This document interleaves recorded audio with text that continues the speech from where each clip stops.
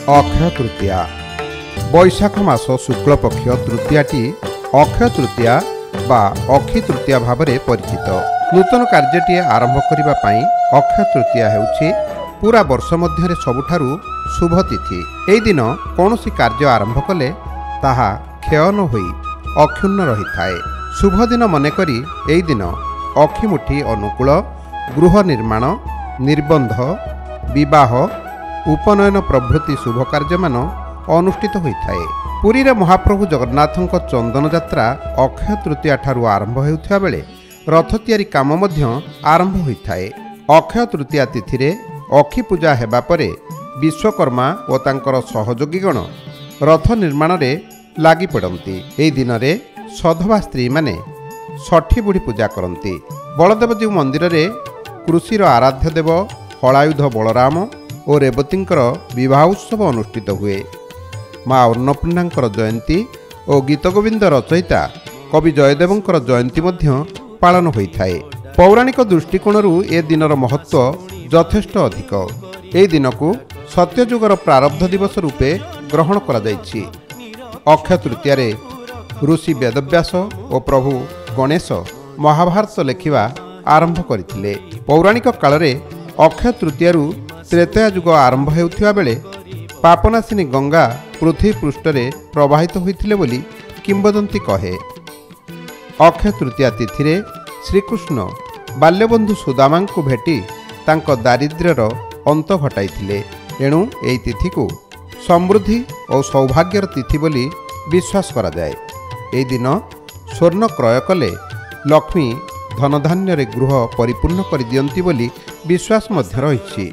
कृषक माने एहाकु बड़ शुद्धि और सिद्धिर दिवस भाव में पालन करिथांती। कृषक एही दिन अमृत बेलारे अक्षिमुठी बा अक्षय मुठी अनुकूल करी कृषि कार्यर शुभारंभ करिथाए।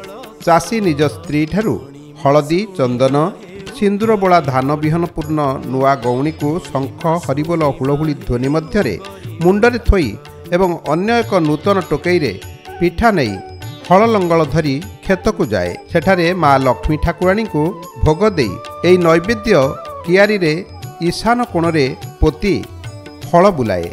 मुठा मुठा बिहन कियारी रे बुणे। एई दिन कृषक ता जमी रे बीज बपन करी भरपूर अमलर आशा रखि थाए।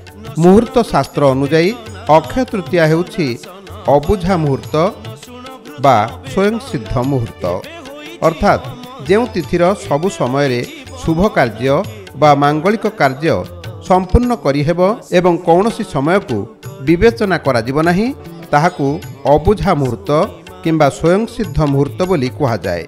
एही दिन दान धर्म एवं शुभ कार्य करिबा द्वारा अक्षय फल और सौभाग्य प्राप्ति हुए। ए अक्षय तृतीया तिथि रे श्रीजीव मानकर रथ निर्माण पई अनुकूल करा जाए।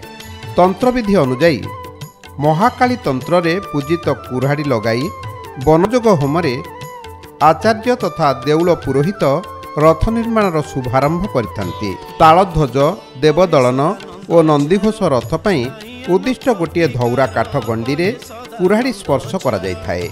श्रीमंदिर रे मध्याह्न धूपरे श्रीजीवको आज्ञामाल चंदन ठाकुरंक सह पटुआर रे रथखला को आसी थाए। एहाकु 3 जण पूजा पंडा आनी थांती।